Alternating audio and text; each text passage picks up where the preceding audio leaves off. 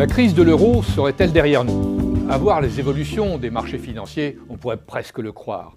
Les actions sont à la hausse, les émissions de dette publique sont souscrites sans problème, avec des taux à la baisse, et les craintes de faillite en cascade des banques européennes s'éloignent.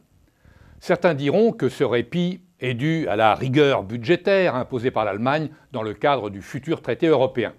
D'autres y verront plutôt l'action de Mario Draghi, le nouveau patron de la BCE. Ce dernier a effectivement trouvé un moyen original, habile, de faire jouer, sans le dire à la BCE, le rôle de prêteur en dernier ressort. Celle-ci a déjà mis près de 500 milliards d'euros à la disposition des banques et elle s'apprête à effectuer une opération du même type dans les prochains jours. Ce faisant, la BCE gave les banques de liquidités comme les fabricants de foie gras gavent les oies. On sauve les banques européennes en espérant qu'avec cet argent quasi gratuit, elles achèteront de nouveau de la dette souveraine. Ainsi, le dogme imposé par les Allemands, pas de rachat direct de dette par la BCE, serait respecté. Avec une BCE transformée en intermédiaire, les apparences sont sauves.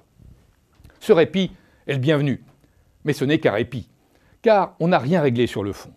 Le problème de la zone euro, c'est tout simplement les écarts de compétitivité entre les différents États membres, écarts qui se traduisent par une accumulation des excédents par les uns et une accumulation des déficits par les autres.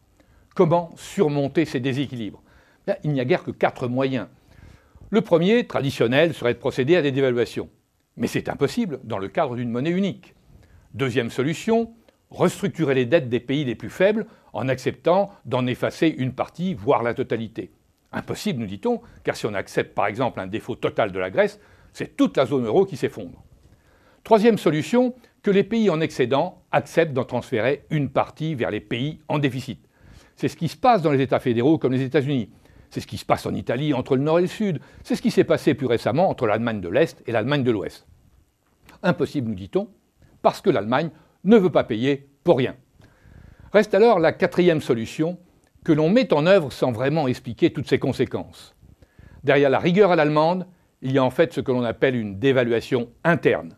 Elle est déjà à l'œuvre en Grèce et au Portugal, elle commence en Espagne et en Italie, et la France va être touchée à son tour.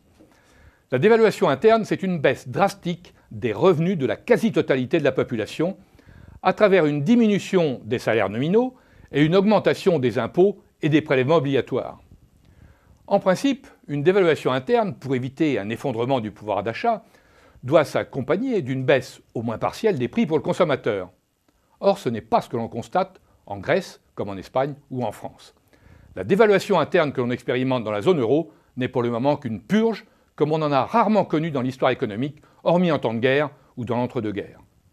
En outre, elle ne résout aucun des problèmes posés par la dette des pays du Sud. Ils seront de moins en moins capables de les rembourser, car avec la récession, leurs recettes fiscales vont s'étioler, voire s'effondrer. Voilà pourquoi la zone euro, avec le futur traité européen, risque de reculer pour mieux sauter dans le vide. Il est donc temps d'imaginer et de travailler sur un plan B, voire un plan C. Un tel plan devrait répondre à plusieurs critères. D'abord, permettre aux pays déficitaires de retrouver de la compétitivité par rapport à l'Allemagne et aux autres grandes zones économiques. Ensuite, honorer les dettes signées en euros. Enfin, conserver le principe d'une zone euro tout en la recentrant sur un plus petit nombre de pays, certains comme la Grèce, Chypre et quelques autres ayant vocation à en sortir.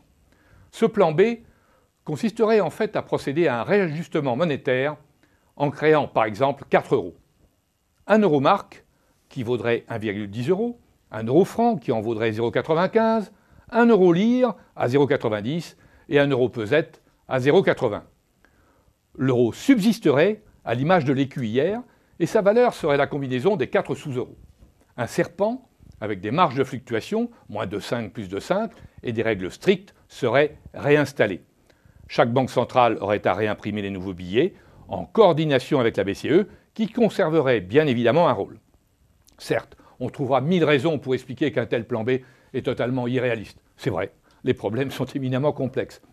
Mais ce plan B, avec toutes les variantes possibles, aurait plusieurs mérites.